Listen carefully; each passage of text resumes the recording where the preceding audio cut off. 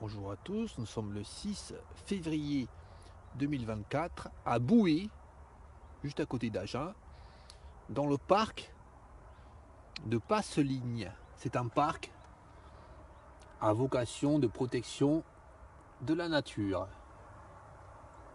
Parc naturel Passeligne. Il est écrit sur le panneau environnement. Point de vue, le parc naturel Passeligne a été conçu avec la volonté de préserver la faune, la flore et la biodiversité sur le site. Nous allons voir ce qu'il en est. Allez, c'est parti, rien qu'en allant là, sur le petit chemin là où je suis passé tout à l'heure, j'ai vu une débilité. Je suis rentré par là-bas, par l'entrée principale, il y avait plein de débilités également. Allez, nous allons voir ce qu'ils entendent par protection de la nature. Juste à côté, un arbre a été planté. Oh, super, hein. Alors, voyons voir cet arbre. Donc, il a été planté, mais apparemment, il n'est plus là, il est mort. Donc, quelqu'un l'a arraché, bon. Alors, qu'est-ce qu'il y avait comme arbre, là? Un petit panneau informatif. C'était un Japanese Zelkova. Alors ça, c'est le nom dit en anglais, hein. En français, c'est le Zelkova du Japon. Alors là, dessous, nous avons le nom latin, Zelkova serrata. Alors c'est un arbre origine Chine, Corée, Japon. Super, hein. Oh là là, mais c'est super. Imaginez qu'il y a un touriste, il arrive là, il va à Agen, bon, il visite, etc. Et puis je vais voir ce qu'il y a comme arbre typique dans la région. Et puis il tombe sur ça. Hein. Zelkova du Japon. Puis le gars, il vient du Japon. Hein. Imaginez, hein, bon, débile. Derrière, il a la traduction en français. Là, ils font des petits panneaux en anglais. Hein. C'est super. Hein. Oh là là, qu'ils sont fiers. Parc naturel, Passeligne, Agen. Ridicule. Mais ridicule. Allez, allons plus loin, voir ce qu'il y a là dans la forêt. Alors, Agen, je pense que c'est Villeneuve-sur-Lot, plutôt Villeneuve-sur-Lot. Mais Agen, c'était vraiment le début. C'est l'endroit où il y a eu au tout début, le frelon asiatique, en 2004. J'étais venu à Agen vers 2005, enfin pas très loin, pas très longtemps après 2004. Il y avait des frelons asiatiques uniquement à Agen, à Villeneuve, mais pas du tout ailleurs. Et les décideurs de la région, là, le Lot-et-Garonne, étaient tout à fait au courant qu'il y avait le frelon asiatique. Il y a quelqu'un qui a averti dès le début qu'il y avait des frelons asiatiques. Au début, il y avait peut-être quelques nids. Mais les décideurs ont dit, on fait rien, on laisse, on va faire des études.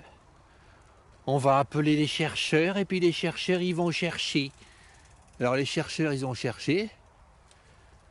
Et le temps qu'ils cherchent, on va rechercher l'année prochaine.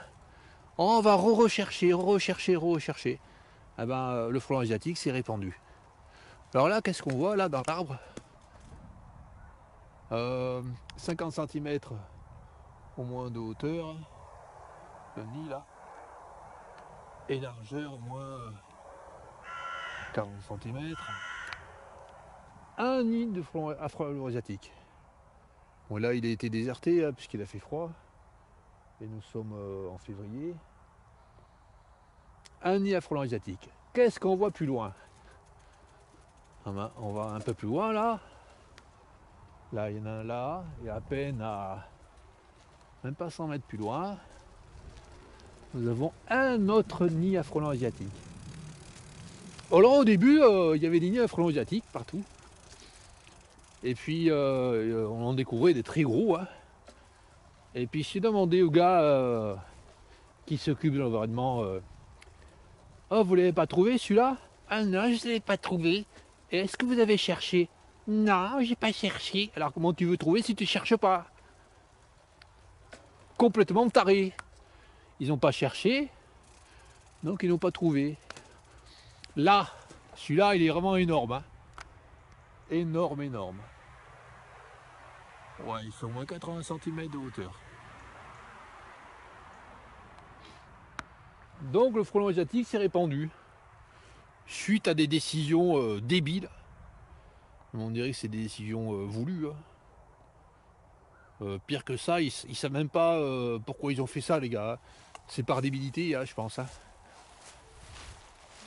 Alors là, nous allons aller vers l'entrée du parc. Nous avons les panneaux sur la pêche. Il y a des trucs qui sont pas mal. Sur les panneaux de pêche, c'est vraiment différent du lac à côté de Libourne. Nous allons voir les différences. Allez, c'est parti. Nous étions vers là-bas, environ 300 mètres, dans la plantation de peupliers. Et là, nous avons le lac, commune de Boulet, lac de Pélissier. Une affiche sur la pêche. Alors, à quel moment et à quelles espèces peut-on pêcher? Alors, ils mettent remise à l'eau obligatoire, le brochet. Ça se tient. C'est un poisson originaire de la région. Donc, remise à l'eau, le brochet. Remise à l'eau, le gardon, bon, les carpes. Même si la carpe, c'était peut-être introduit il y a très longtemps, mais pas sûr. Hein. Bon, en tout cas, ils mettent quelque chose de bien dessous. Espèce indésirable à ne pas remettre à l'eau en cas de capture. Alors, ces espèces indésirables, c'est le poisson-chat, écrevisse de Louisiane, la tortue de Floride.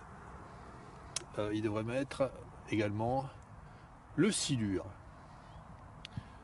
C'est bien qu'ils mettent ça. Il y a certains panneaux, ils mettent pas ça. Ils mettent pas qu'il faut absolument ne pas les remettre. Enfin, ils mettent pas, ils prennent pas ça. Il y a certains parcs. Donc c'est un point positif qu'il y a sur ce parc. Bon, tout autour du parc là, il y a plein de bouées. Je trouve ça ridicule. C'est vrai que les bords sont abrupts, mais bon, les gens quand ils se promènent au bord d'un lac, je sais pas quoi, c'est ridicule, je trouve. Plein de bouées, une espèce de bouée là de sauvetage, débile. Allez, là je suppose que cette prairie là elle est tondue tout le temps, hein. Et aucune orchidée ne peut pousser. Enfin, il n'y a pas de biodiversité. Hein. On pourrait tondre des parties parce qu'il y a beaucoup de gens qui se promènent, mais laisser également des zones non touchées par les tondeuses. Non, ça ne les intéresse pas de faire ça. Ils veulent tondre tout, absolument tout. Allez, allons à l'entrée là-bas. Nous allons voir vraiment des débilités vraiment extrêmes. Nous étions vers là-bas, 50 mètres. Donc voilà les panneaux là. Rappel, bien strictement interdite sur le parc. Il y a plein de panneaux comme ça, strictement interdit de faire ci, strictement interdit de faire ça. Donc là, c'était que on peut sauver une vie, oh là là. Donc des bouées comme ça, partout. Autour de bouées. Des bouées autour de bouées. Autour du lac de bouées. Et puis là, nous situons, là, il y a la Garonne à côté qui passe. Là, c'est le rond-point. Enfin la route qui arrive de Bordeaux là, c'est là. Ouais, c'est la route qui arrive de Bordeaux là. Enfin du péage là à 3 km peut-être. Et là il y a le premier rond-point. Et puis la rocade, la demi-rocade d'Agen. Et le lac Pélissier il est là. Et le lac Passeline il est là. Donc juste à côté d'Agen, en bordure de la rocade d'Agen en fait nous sommes. Allez, nous allons voir l'entrée du parc, vers là-bas maintenant. Nous étions à 200 mètres vers là-bas, au cœur du parc. Et là nous sommes à l'entrée du parc, l'entrée principale. enfin aller à 50 mètres vers là-bas, l'entrée principale, avec le parking. Là, il y a la petite route qui longe la Garonne. Là, il y a le pont qui va passer par-dessus la Garonne. Et Agen se trouve de ce côté. Et là, c'est la route qui va au péage de l'autoroute. Alors, quand ils ont fait ces aménagements, là, ils ont planté des arbres. Ils ont fait des gros fossés et ils ont planté des arbres qu'ils ont emmenés. Mais ils ont planté des arbres qui étaient déjà gros. Ils ont payé ces arbres très cher. Et ces arbres, ce sont des platanes. Complètement débiles. Ils auraient pu planter à cet endroit des peupliers noirs. Enfin, même pas le planter parce qu'ils poussent tout seuls. Donc, c'est même pas la peine de planter un arbre. C'est comment ridicule. Les arbres poussent tout seuls. Là, il y a des peupliers là qui ont poussé tout seuls. Donc, ils ont planté des arbres. Mais il faut payer par contre. Plusieurs centaines d'euros, hein, ces arbres. Là, il y en a un autre. Platane. Ah non, autre chose encore. Ouais, enfin autre chose, mais ils sont venus planter des gros arbres, amenés par camion, poussés en pépinière. Ridicule. Le platane, c'est pas un arbre qui vient de la région. Hein. Le platane qui est planté en France, c'est un platane hybride entre le platane qui vient des environs de la Turquie et le platane qui vient des États-Unis. C'est un hybride entre deux platanes. Le platane qui forme qui est planté au bord des routes en France. Là, nous avons une collection de cerisiers. Alors, c'est plein de cerisiers. Le cerisier du Japon, le cerisier du Tibet, le cerisier à grappe. Et puis, enfin là, on va voir ça. Il y a un cerisier qui est un cerisier invasif. Alors il suffit de regarder un petit peu sur internet, 2 secondes, ou regarder sur un livre, hein, des plantes invasives. Hein, ce cerisier invasif, il est sur le livre des plantes invasives. Hein. C'est un arbre qui est officiellement invasif en France. Hein. Eux, ils l'ont planté exprès parce qu'ils aiment. Ceux qui ont emménagé ce parc, hein, ils l'ont planté exprès. Ils sont fiers et tout, un arbre invasif. Alors qu'ailleurs, dans notre région de France, ils essaient de détruire. Donc ils font à peu près avec le cerisier là, ce qu'ils ont fait avec le frelon asiatique. Alors où c'est que j'ai vu là les panneaux sur les cerisiers? Ah là, dès l'entrée là. Cerisier. Alors là c'est cerisier à fleurs. Ah, je mets la lampe là. Là. Petit panneau, cerisier à fleurs, Prunus cerulata. Alors, origine Japon. C'est pas celui-là qui pose problème, c'est un autre. On va voir ça. Il est un peu plus loin.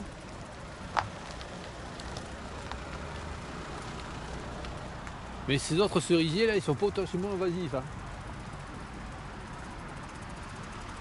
Pas noté invasif, mais ils sont potentiellement invasifs. Et le cerisier à ouais, c'est le cerisier à grappe qui est invasif, je pense.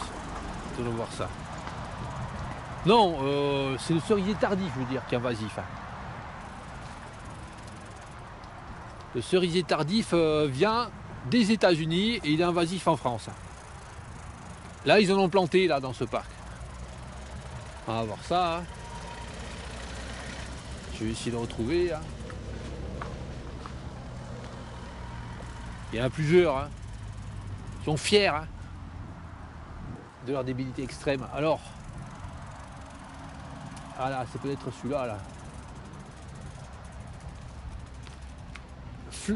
Cerisier à grappe. C'est celui-là. Origine nord de l'Eurasie, indigène dans le nord-est de la France. Bon, effectivement, cerisier à grappe, Prunus padus, mais il n'y en a pas. Ouais, il n'y en a pas dans le sud-ouest de la France.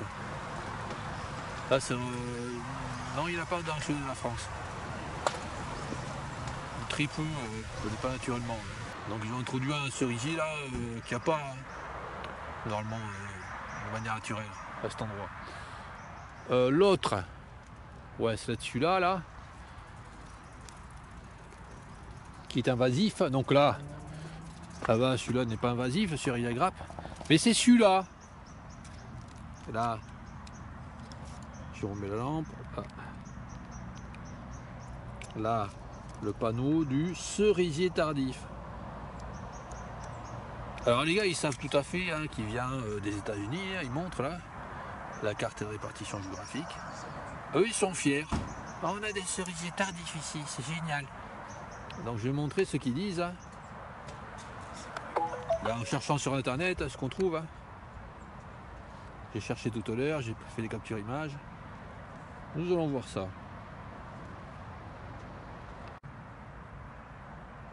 Donc, le cerisier tardif, Prunus serotina, rosacée. Oh, on est fiers. Et là, qu'est-ce qu'il y a comme article? Un article du Luxembourg. Hein. Cerisier tardif. Le cerisier tardif invasif. Alors, impacts environnementaux, hein, il y a plein d'impacts environnementaux hein, du cerisier tardif. Ah, ça y est, je viens de trouver là. Donc là, cerisier tardif, Prunus serotina. Alors, ils sont très fiers d'avoir planté le cerisier tardif pour cet aménagement dans ce parc nature. Et là, en cherchant un peu sur internet, très facilement, hein, de suite, hein, on trouve espèce invasive, le cerisier tardif. Il y a des drôles là, dans les lycées, hein. Enfin des drôles, les jeunes dans les lycées, ils ont fait des blogs et puis ils disent que le cerisier tardif c'est une plante invasive. Mais ceux qui aménagent, ils ne le savent pas. Ils sont inférieurs à des jeunes gens qui apprennent, qui viennent juste apprendre ça. Donc ils mettent pourquoi il est nuisible. Hein. Le cerisier tardif peut former des peuplements denses, surtout près voilà, etc. Ils disent pourquoi c'est nuisible le cerisier tardif. Là c'est Hélène Gervais, CEN, Centre Val-de-Loire. Donc il y a plein de personnes, plein de scientifiques, des blogs d'amateurs qui disent que le cerisier tardif est nuisible. Il y a même des tests qui disent, des conseils pour le détruire, comment faire, comment le détruire le plus efficacement. Mais eux, ils ne veulent pas le détruire, ils veulent le laisser. Ils adorent les plantes invasives. Et comme ils adorent le frelon asiatique d'ailleurs. Hein. Voilà comment c'est en France, que des débilités. Et puis là, c'est un blog d'un lycée de Bazas. Hein. Il parle du cerisier tardif, également du cerisier à grappe. Quant à elle, espèce autochtone, le cerisier à grappe, pas tout à fait autochtone. Hein. S'ils sont en Bazas, les gars, c'est pas autochtone. Hein. Le cerisier, c'est autochtone en France, mais pas précisément à Bazas. Je pense qu'il n'y en avait pas à Bazas. Hein. Des cerisiers à grappe. Des gens viennent là avec notre argent, hein, enfin l'argent public, hein, et bousillent la nature, introduisent des plantes nuisibles à la nature, hein, comme ce cerisier tardif. Et après, il va y avoir des cerisiers tardifs. Hein. Ah ouais, il précise dans le texte là, pourquoi il y a des cerisiers tardifs comme ça en France. Ah ben c'est les chasseurs qui les ont introduits. Hein. Dans les parcs comme ça, là, comme celui-là, là, plantés dans les parcs, plantés dans le jardin des particuliers, et puis également les chasseurs ont fait des haies avec des cerisiers tardifs, hein, complètement débiles. Hein. Je n'incrimine pas tous les chasseurs, mais certaines sociétés de chasse là n'ont aucune notion de la nature.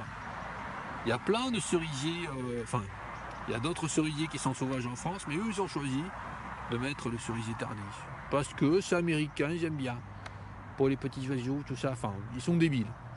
Allez, bon, il commence à faire noir, allez. Un peu plus loin, là, il y a le panneau, là, le long de la Garonne.